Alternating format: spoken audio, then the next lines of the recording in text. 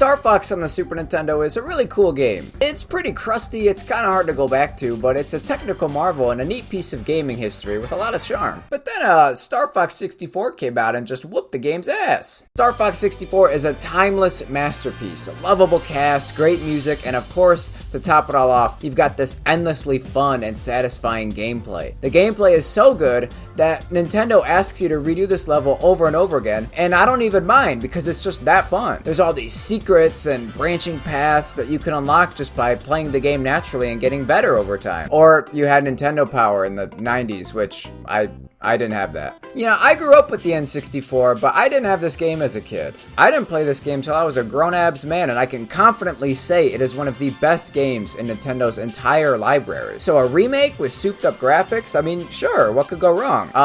Well, for starters, the game makes you do this dumbass tutorial before starting the first level, and the cast isn't as charming, and the new graphics kind of make it feel a little cheaper and more generic, but you know, it's you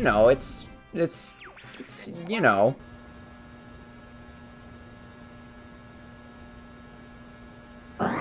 What the heck?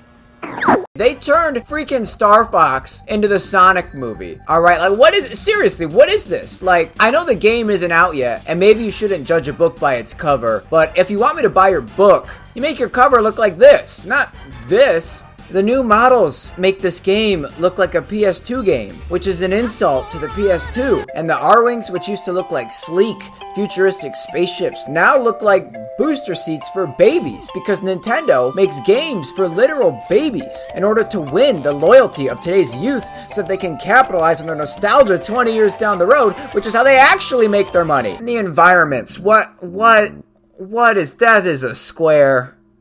That is just a square cutout on the screen. The grass is the exact same texture as on the N64. Then you got this cutscene of the Fox crew standing around this table. It just looks lame as hell, man. Like, you can play the most bombastic music you want, but it'll never be enough to hide the fact that literally nothing interesting is happening on the screen. I think the worst part is that after Star Fox 64, we got a slew of mid to less than mid Star Fox games when we could have gotten something more along the lines of Sin and Punishment, like on the Wii. I mean, look at that.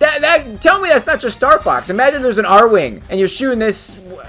Well, I don't know what that is, but you could be shooting it with take care of the guy behind me, Fox. It's being said also. At the end of the day, I know I've been ragging on how this game looks for most of this video, but honestly, I don't care what the game looks like as long as it's fun to play, and it probably will be. I just wish we were getting something new out of Star Fox instead of the same Super Nintendo game again. But who knows? Maybe Nintendo's got some tricks up their sleeves. Maybe they'll toss in some new levels or something. I don't know. I think that'd be kind of cool. But whatever. That'll never happen, and we're all just gonna buy it anyway, so who cares? It'll probably be a good time.